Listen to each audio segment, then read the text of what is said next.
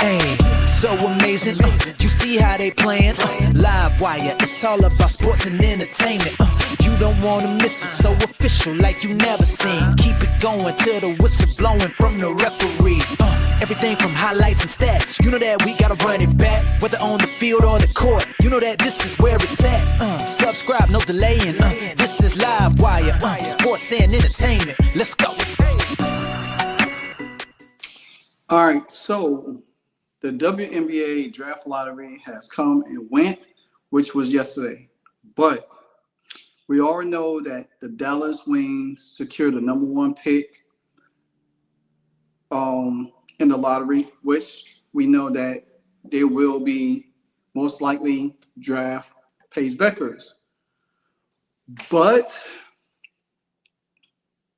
could there be a scenario where the LA Sparks make a deal with the Dallas Wings to get Paige? It has happened before in sports. The league wanted Paige in LA, marketing, marketing Paige out in LA with Cameron Brink, bigger city marketing. But the Dallas Wings are also building a new arena, and they want to fill that arena. They're working out a 7,000 arena now, and they can't fill it. Even though they have J.C. Sheldon, they have Satou Sabally, they have Natasha Howard, and they have Enrique. But still, what if there is a scenario where Paige ends up in LA? I'm going to do a full video on that probably tomorrow, but I'll get back into that. But just think about that for a second until I get back to you. But this one is pretty about Satou Sabally. I've seen a lot of videos out there talking about Satou not coming to the Fever again because they drafted Paige Bueckers. Now, remind you what I just told y'all a few minutes ago. Now, the Dallas Wings have two free agents, Natasha Howard and Satou. We already know that Natasha Howard is a little older. She's not the same player that she has been before. And we know that the core system is in play for this year because the fact of the matter is that a lot of teams are going to work off a one-year deal. Now, I had to do a lot of digging last night to understand the core precisely because a lot of people was just saying, oh, well, Satou's not coming. She's not coming. Oh, she's not going to be there. She's not going to do this. She's not, they're going to do this. Well, let me break it down to you how the core works. And I'm going to break it down to y'all right here, and then I'm going to explain it to you. All right. So, while from January 1st to January 14th each year, the WNBA team can extend qualifying offers, including those which make a player core. Teams can place a core designation on any player who otherwise becomes a free agent, but by January 15th, and was on the roster at the end of that previous season. The player then isn't officially allowed to talk to any other teams, never mind sign with them. So, as we know, once that designated core is assigned to that player cannot talk to another team. That player cannot sign to another team. So I'm going to continue. Now, when placing the core designation on a player, the team is required to accompany it with a core qualifying offer. Now, but the core version of this is a little different from reverse or restricted qualifying offers. As with others, the core qualifying offer is procedural element which establishes that the player is now under that particular designation. It is also has been sent out in the same window of the January 1st to the January 14th. However, the core qualifying offer is 1 year guaranteed supermax contract. This year, the qualifier offer is $228,000, which that will allow a team to continue to negotiate with this player for a longer term deal. We already know that the Indiana Fever has a lot of money. I think they have over 600.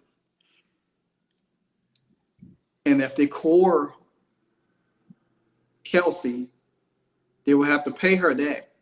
But Kelsey could play under that 1 year deal. Now, a player can be core 3 times. That's it. That's just like the NFL. Franchise tag 3 times.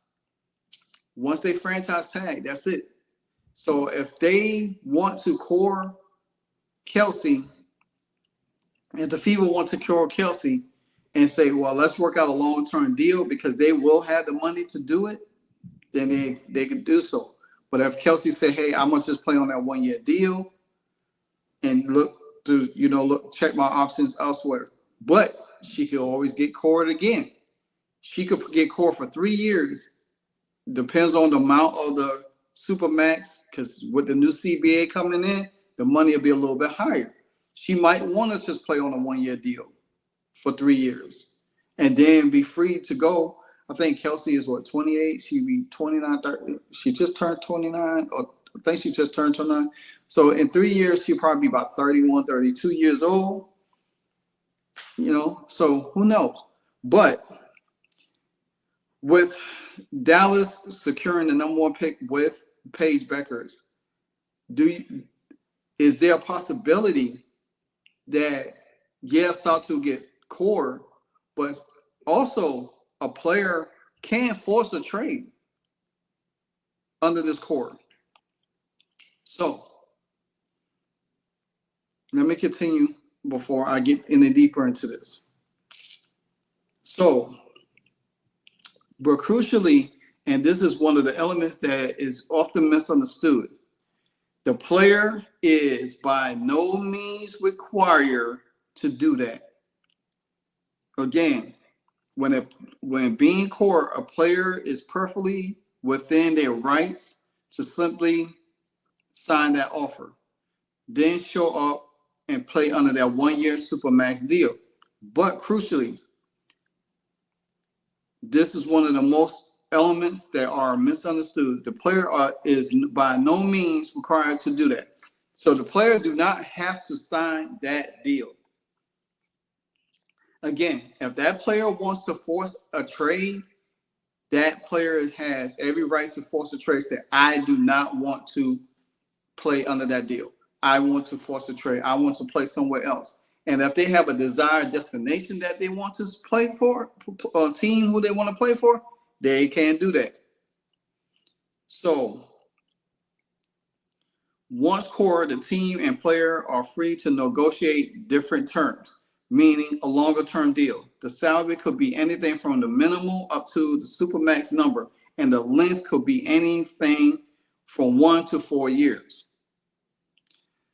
Now, like I just illustrated from y'all, there's levels to this. There's levels to this core. And this is why I had to dig deep to really to give this to you so you can understand why this core situation is very complicated, very good. You know what I'm saying? Because it's just like in the NFL, if a player holds out and signs a free agent deal, he could still ask for a trade. They could still find a trade partner for him. But if he signs that on the dotted line, he has to play under that. Now, if they say, well, hey, I don't want to play, I don't want to sign it, I want to be traded, then the team has to look for a trade partner for that player. And now in the NFL, players do hold out and lose money at the same time. Now, the article goes on to say that there are several restrictions to the system. Each team can only core a player once. one player, if you sign a player when they are core, then they remain designated as your core player for the length of that contract.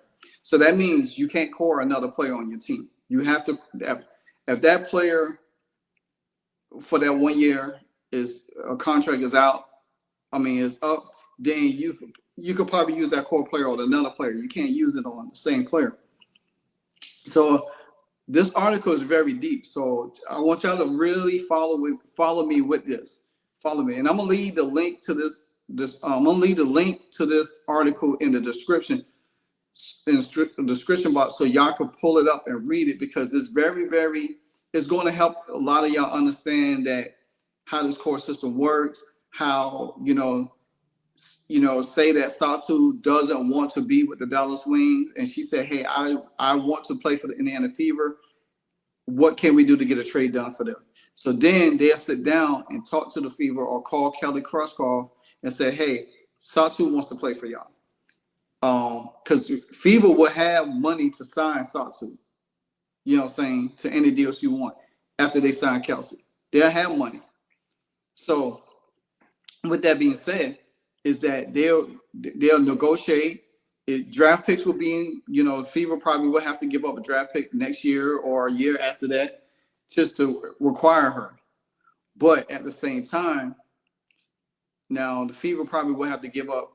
I don't think they would give up the first round pick, the 8th pick this year. They probably would give up a second round pick, and then just take it. I think it's 3 rounds this year and they get the 3rd round pick. So therefore, then that will help, lessen the burden with same way. If you think of it, same way, kind of in the way that Dallas traded Marina Mabrey to Chicago and they end up swapping picks, and that's how this was able to work out for the Dallas Wings right now. And then Marina Mabrey ended up forcing her way out of Chicago this year and end up in Connecticut. So, all right. So let me continue on with this real quick, because I want to, get through this as much as I can. So now, when Phoenix cored Brittany Griner in 2020, she signed a 3-year contract and remained their core player throughout them 3 years, unless they traded her away, cut her, or she retires. This is why teams have considered future implications when making core decisions. Part of the reason Connecticut didn't core Alyssa Thomas last year, because they knew that if they had signed her to a long-term deal, their core spot would have been tied up for all them years. So especially with, I think they have Carrington as a restricted free agent, and they have Alyssa Thomas, DeWanna Ball, and Brianna Jones, all free agents this year. So who are they going to use who they going to use the core on? You know what I'm saying? Now they can still keep players, because of the expansion draft that's coming up also. So they then have no way to prevent Jacqueline Jones, when she was there, from becoming a true unrestricted free agent when her contract expires and everything like that. So, but Phoenix also helped to explain another element of this rule. It's not a tag that just sticks to the player, preventing a team from having more than one core player on a roster, like Griner, Skylar Diggins, and was also core in 2020, in her case by the Dallas Wings. She was then signed and traded to Phoenix, which was perfect legal because she wasn't the Mercury core player. As soon as she switched teams, Dallas core designation opened up again, and they had it available to use on any other players in future. So there's that. And it goes on more and more and more down the line about everything else. And like I said, I will put this link in the description so y'all can read it and everything like that. But if Satou doesn't want to play, and same thing with Kelsey Mitchell, if they don't want to play for the team, they can force a sign and trade. A team has to facilitate that. Like I said, they could the team could offer them a core of the money, and they can sign a 1-year deal to it, because in 2026, everybody's going to be a free agent, and you're only going to be able to use a core on one player. And then who are you going to sign? Because you got to think, there are more teams coming in the league next year. I think one next year and then one the year after that. So these are the ramifications that is plaguing some of these teams. Because like I said, if Satou doesn't want to be there, she can't force a trade. Now, but once she signed that core, she can't talk to another team. She can't sign with another team. But she does not have to sign that core supermax contract, because the fact of the matter is that she wants out. So if she wants out, and people sitting here thinking that, oh, well, since they drafted Paige, Satou is going to stay, they're going to core her. Well, I just broke it down to you, the core situation. She could be cored, but she doesn't have to sign that core. She can facilitate a trade. She could request to be traded. You know, now would a team accommodate her where she wants to go? I don't know. You know, we have not seen it in the NFL. You know, but the Jets just did it with the Raiders. They send Devontae Adams to Aaron Rodgers. So if Satou is amuletly, want to go to the Fever, then I think her agent and the Fever and the Wings, they could work out something that, hey, she really wants to play for y'all. Let's get her there. Because the one thing you don't want to have on your squad going into the season, a player playing under a core contract and they wanted to be traded and they didn't want to sign it, and you core that person. Because guess what? If Satou is adamantly wants to be traded after you core her, then it makes sense for you to core Natasha Howard. She's a free agent. You could keep her and say, well, you know what? Hey, let's keep Natasha Howard for one more year. Let's see if we can get another person in the draft. I do believe they got 2 picks in the first round. And then let Satou go ahead and just go where she wants to. We don't want to have that headache. We don't want to have that situation going on. And then, it's an uncomfortable situation, because then you already draft Paige and she's a rookie, and she's have to deal with a disgruntled player, and I'm sure Satou probably likes her. But if you look at if you look at Paige and you look at Caitlin, who you want to play with? You're going to want to play with Caitlin Clark, because Caitlin is going to make you better. She's going to make your stats better. Not saying Paige can't do that, but Paige isn't Caitlin Clark. And I keep hearing people get mad and say, well, the Paige disrespect needs to stop and all of this. It's no disrespect. She just ain't Caitlin Clark. You know what I'm saying? She's a good talent. If you want to say she's generational, okay, we can put up this. She's generational. But at the same time, at the end of the day,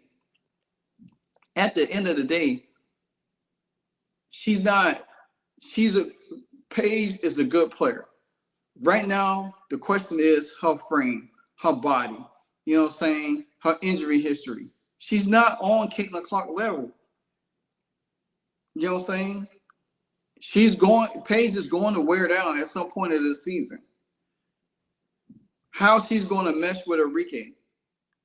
Like I said earlier in the video, there might be a scenario where Paige might not even stay in Dallas. If the league gets involved and say, hey, I want Paige in LA market with Cameron Brink and Ricky Jackson, they'll find a way to make it happen. They'll find a way, because the fact of the matter is, what can they do? They'll send pays there. You could get De'Erica Hamby and 2 first-round picks, one for next year and the year after that, and another player.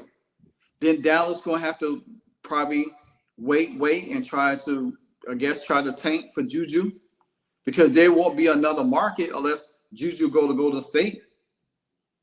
If Golden State gets bad, tanks and gets bad, and by the time Juju come out, then the Golden State drafts Juju. But then you got to sign Enrique to a long-term deal.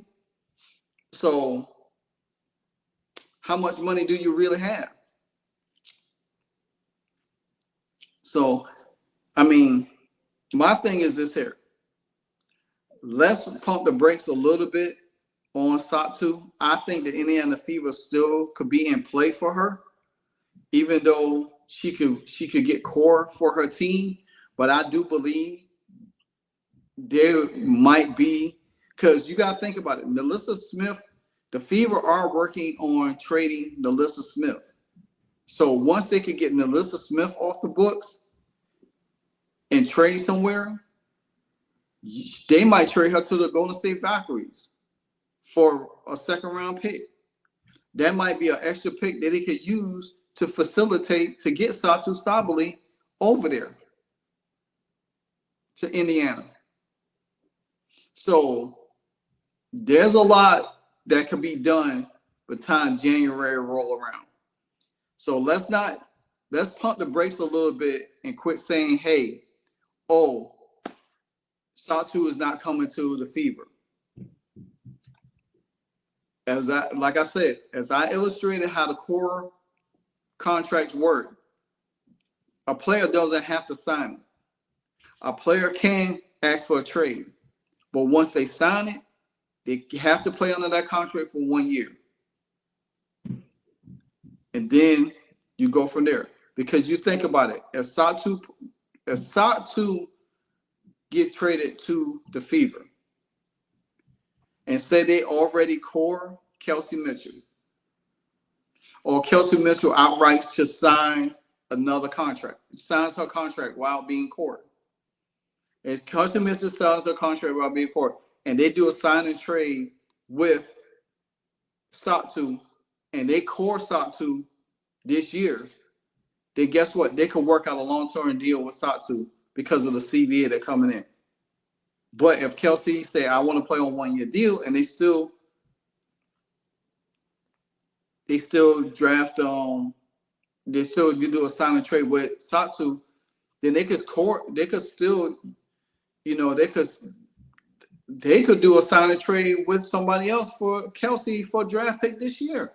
Because like I said, there's all 3 players in this draft that the Fever should look into to have the same kind of shooting, with defense and stuff like that. And that's Tiana Papau and Cheyenne Sellers, who's from Indiana.